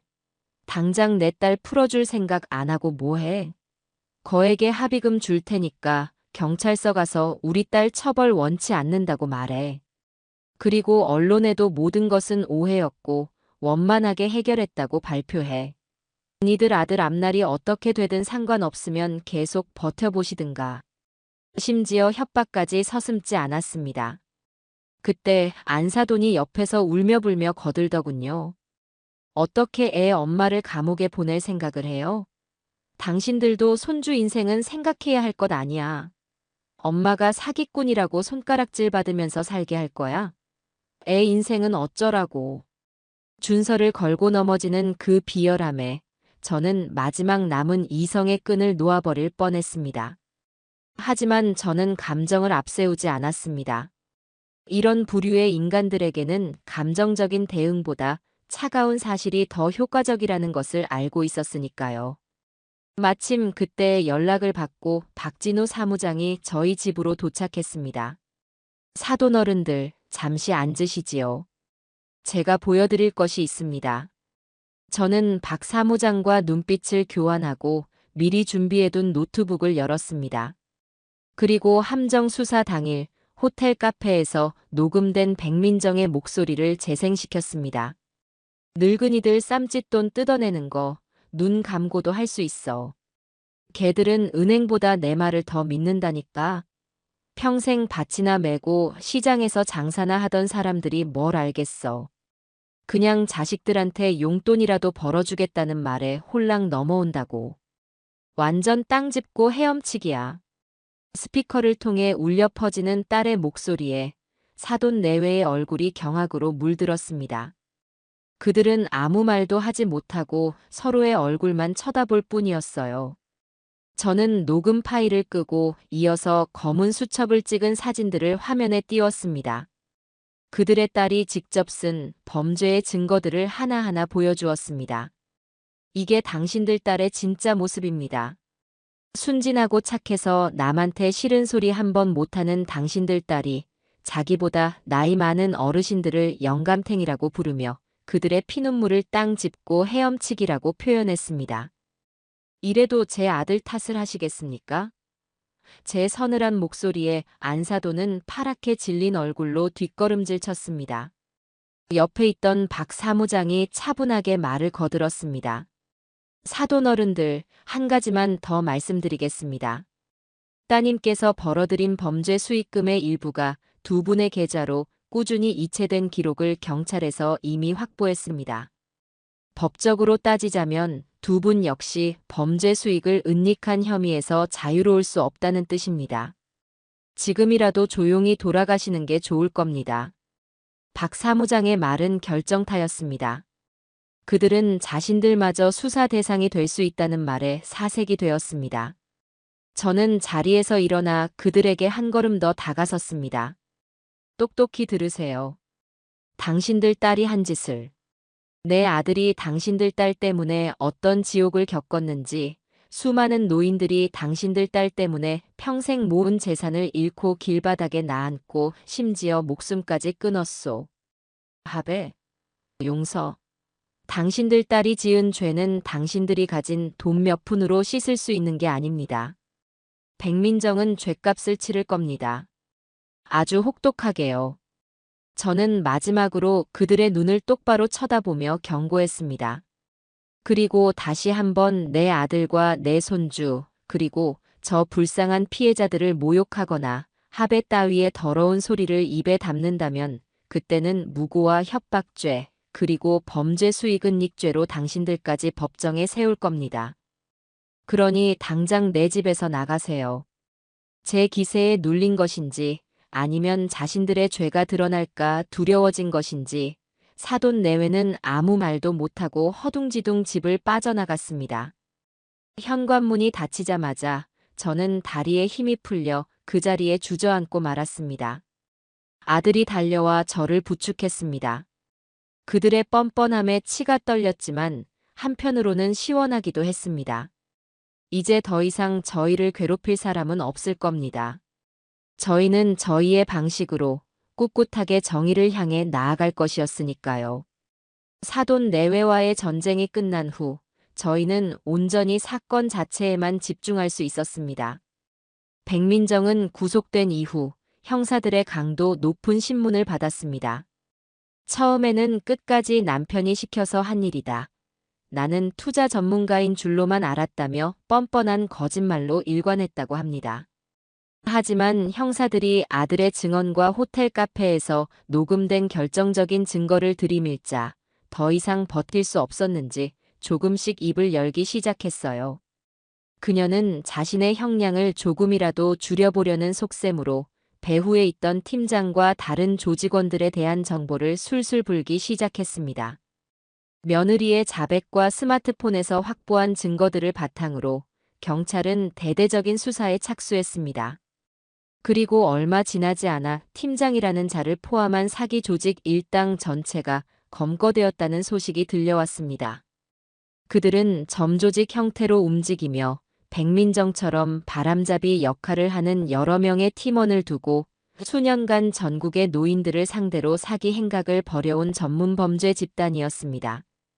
그들의 아지트에서는 수십 개의 대포폰과 차명 계좌, 그리고 우리가 아직 확보하지 못했던 또 다른 피해자들의 명단이 발견되었습니다. 사건의 규모는 저희가 생각했던 것보다 훨씬 더 거대하고 추악했습니다. 그 과정에서 저와 아들, 그리고 박 사무장과 피해자분들은 수시로 경찰서와 검찰청을 오가며 참고인 조사를 받아야 했습니다.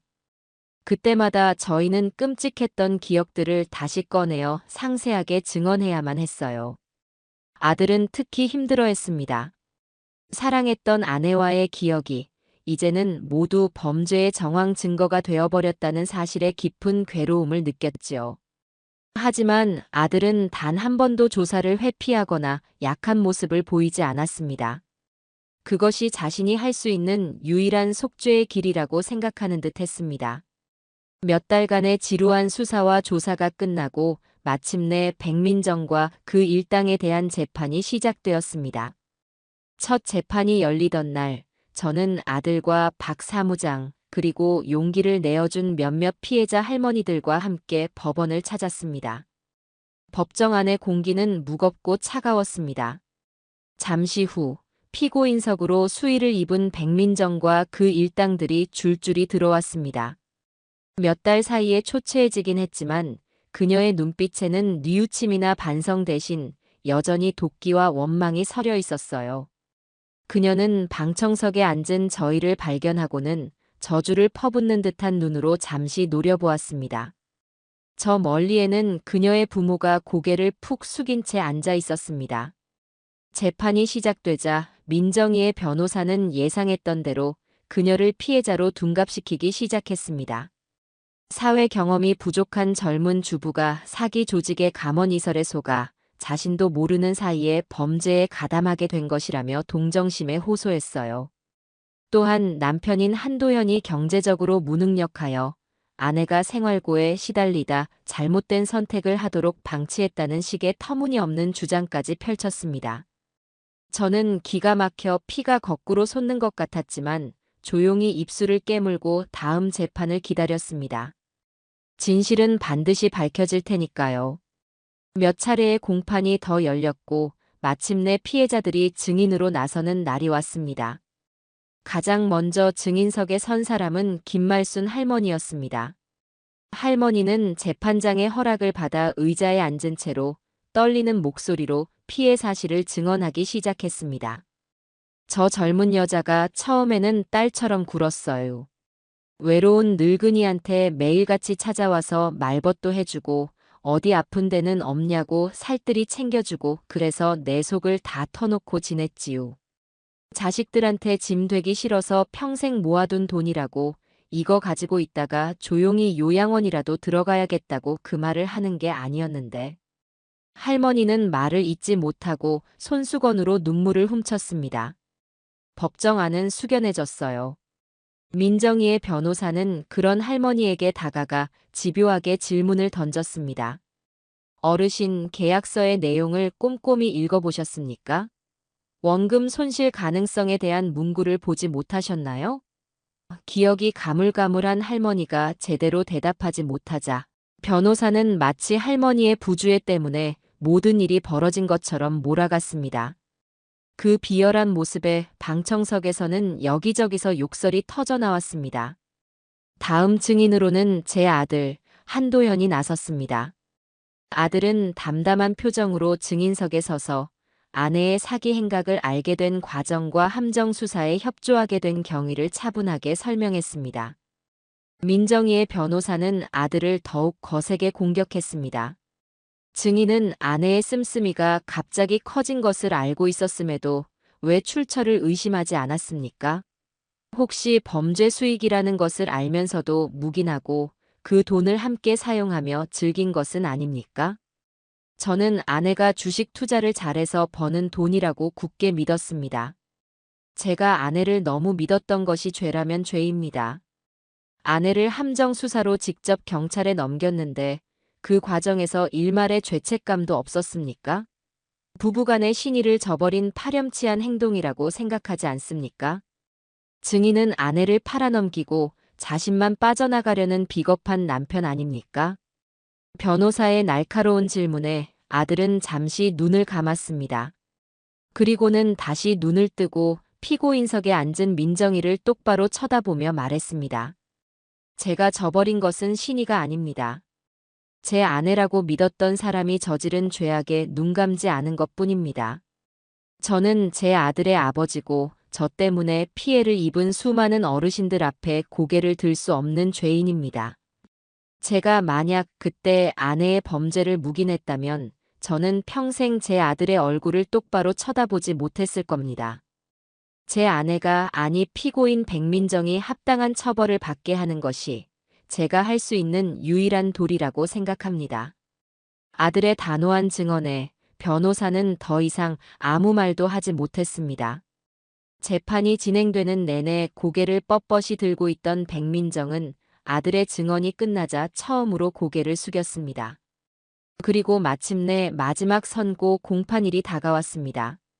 검사는 백민정과 그 일당이 우리 사회의 가장 약한 고리인 노인들을 상대로 신뢰를 배신하고 가정을 파괴한 용서받을 수 없는 범죄를 저질렀다며 법정 최고형을 구형했습니다. 잠시 후 재판장이 무거운 목소리로 판결문을 읽어내려가기 시작했습니다. 피고인 백민정을 포함한 피고인들은 치밀하고 계획적인 방법으로 다수의 피해자들을 기망하여 거액의 재산을 편취하였으면 이는 단순한 재산 범죄를 넘어 한 가정을 파탄에 이르게 하고 인간의 최소한의 신의마저 저버린 반사회적 범죄에 해당한다.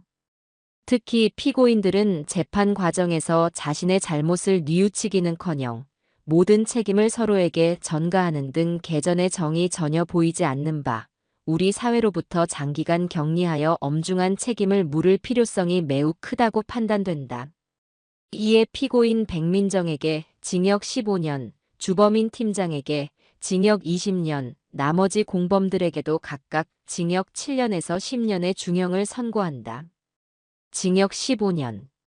그 말을 듣는 순간 법정 안의 모든 피해자들이 자리에서 일어나 박수를 치기 시작했습니다. 그동안의 서름과 분노, 억울함이 뒤섞인 눈물이 여기저기서 터져 나왔습니다. 저 역시 제 옆에 앉은 아들의 손을 꼭 잡고 조용히 눈물을 흘렸습니다. 백민정은 판결을 듣고 그 자리에 주저앉아 오열인지 절규인지 모를 소리를 질러댔고 그녀의 부모는 망연자실한 표정으로 딸의 이름을 부르짖었습니다. 하지만 그들의 모습에 동정심을 느끼는 사람은 아무도 없었습니다. 법정을 나오자 늦가을의 차가운 공기가 저희를 맞았습니다.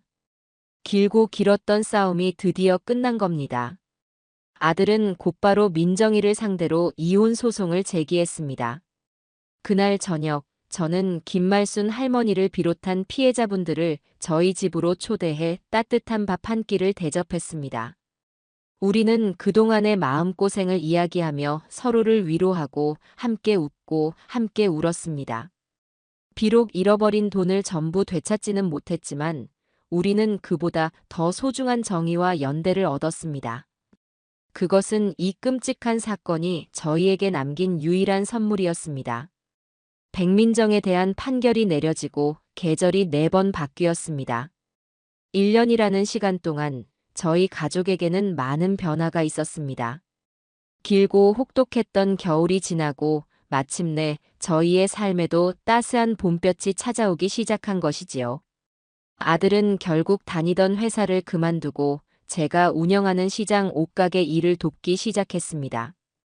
처음에는 평생 해온 사무직과는 전혀 다른 일에 어색해했지만 곧 특유의 성실함으로 손님들에게도 신뢰를 얻으며 제법 자리를 잡아갔습니다. 한 번은 예전 사건을 기억하는 손님이 찾아와 텔레비전에 나왔던 분 아니냐며 수군거리는 일도 있었습니다. 저는 가슴이 철렁했지만 아들은 이제 더 이상 움츠러들지 않았습니다. 그는 오히려 담담하게 웃으며 네, 맞습니다. 그때 아주 힘든 일을 겪었지요. 하지만 지금은 어머니 옆에서 열심히 새로 배우고 있습니다. 라고 말했습니다. 그 당당한 모습에 시장의 다른 상인들도 모두 아들의 편이 되어 주었습니다. 그렇게 아들은 조금씩 세상 속으로 다시 걸어 나오고 있었습니다. 이혼 소송은 순조롭게 마무리되었고 손주 준서의 양육권은 당연히 아들에게 돌아왔습니다. 저희는 원래 살던 집을 처분하고 제 가게와 가까운 작은 빌라로 이사했습니다. 저와 아들, 그리고 손주, 이렇게 세 식구의 새로운 보금자리였지요. 준서는 다행히도 밝고 씩씩하게 자라주었습니다. 저희는 준서에게 더 이상 엄마에 대해 거짓말을 하지 않았습니다. 아동심리 상담 선생님의 조언을 받아 엄마가 아주 큰 잘못을 해서 지금은 멀리 가서 벌을 받고 있다. 하지만 엄마가 준서를 사랑했던 마음은 진심이었을 거다. 라고 솔직하게 이야기해 주었습니다. 아이는 울었지만 이내 모든 것을 받아들이고 이해하려는 듯 보였습니다. 상처를 억지로 덮기보다 제대로 마주하고 보듬어 주는 것이 아이를 위한 길이라는 것을 저희는 배우고 있었습니다.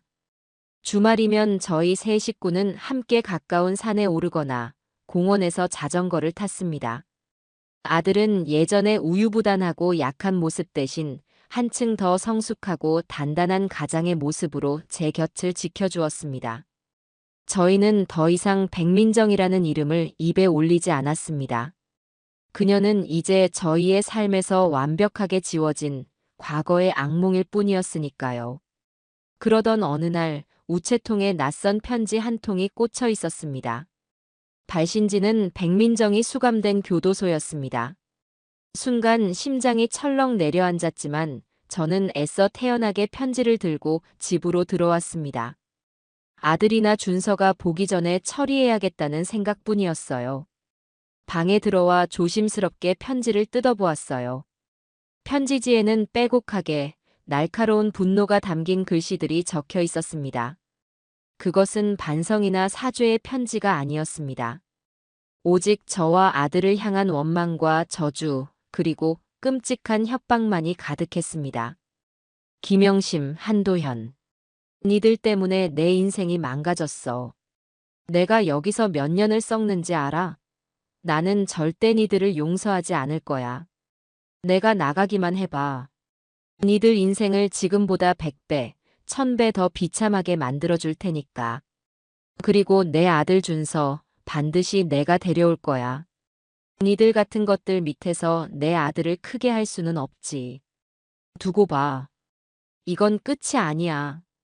편지를 다 읽고 난 뒤 저는 잠시 동안 멍하니 앉아 있었습니다. 하지만 두렵거나 화가 나지는 않았어요. 오히려 불쌍하다는 생각이 들었습니다. 저 여자는 여전히 무엇을 잘못했는지 전혀 깨닫지 못하고 자신의 불행을 남의 탓으로만 돌리고 있었어요. 그녀는 15년이라는 시간 동안 감옥에 갇혀 있는 것이 아니라 자기 자신이 만든 증오와 원망이라는 감옥에 영원히 갇혀 살게 될 것이었습니다. 그녀를 용서할 생각은 추호도 없었지만 더 이상 그녀를 미워하는데 제 남은 인생의 귀한 감정을 낭비하고 싶지도 않았습니다. 저는 그 편지를 들고 조용히 부엌으로 갔습니다. 그리고 낡은 양은 냄비에 편지를 넣고 가스레인지 불을 켜서 그 위에 올렸습니다. 종이는 순식간에 검은재로 변하며 허공으로 흩어졌습니다. 저는 타오르는 불꽃을 보며 제 마음속에 남아있던 마지막 앙금까지 모두 태워버렸습니다. 이제 정말로 모든 것이 끝났다는 생각이 들었어요. 그녀는 더 이상 저희의 삶에 어떤 영향도 미칠 수 없었습니다. 그 일이 있고 며칠 뒤 저는 박 사무장과 함께 노인 복지관을 찾았습니다. 재판이 끝난 후 저희는 피해자들의 피해를 조금이라도 회복하는데 도움을 주기 위해 작은 재단을 만들었습니다. 압수된 범죄 수익금 일부가 피해자들에게 돌아갔지만 그것만으로는 턱없이 부족했지요. 저희는 변호사들의 도움을 받아 민사소송을 진행하는 한편 뜻있는 사람들의 후원을 받아 경제적으로 가장 어려운 어르신들을 돕는 일을 시작했습니다. 그날은 재단의 도움으로 김말순 할머니가 새로 들어갈 작은 임대 아파트의 보증금을 마련했다는 기쁜 소식이 있던 날이었습니다. 복지관에 들어서자 김말순 할머니를 비롯한 여러 어르신들이 저를 보고 환하게 웃으며 달려오셨습니다. 저희는 이제 단순한 가해자의 가족과 피해자의 관계가 아니었습니다. 함께 아픔을 겪고 함께 싸워 이겨낸 든든한 동지가 되어 있었지요. 김 여사, 어서 와. 오늘 점심은 맛있는 비빔밥이래. 같이 먹고 가. 그러잖아도 배고팠는데 잘 됐네요. 할머니, 이사 갈 집은 마음에 드세요? 마음에 들고 말고. 이제 2다리 뻗고 잘 수 있게 됐어. 다 김 여사님 덕분이야. 정말 고마워. 김말순 할머니는 제 손을 꼭 잡으며 눈시울을 붉혔습니다. 저는 할머니들과 함께 식당에 나란히 앉아 밥을 먹었습니다. 서로의 안부를 묻고 자식들 자랑을 하고 시시콜콜한 세상 이야기를 나누며 웃음꽃을 피웠어요.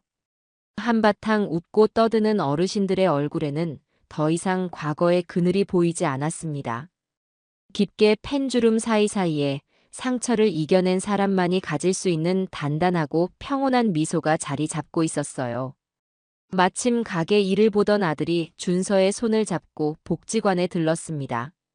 준서는 할머니들에게 달려가 살갑게 인사를 했고 할머니들은 친손주를 보듯 아이의 머리를 쓰다듬어 주었습니다. 따스한 햇살이 쏟아져 들어오는 창가에 앉아 그 모든 풍경을 보고 있자니 문득 가슴 벅찬 행복감이 밀려왔습니다. 폭풍은 지나갔습니다. 많은 것을 잃었고 깊은 상처가 남았습니다.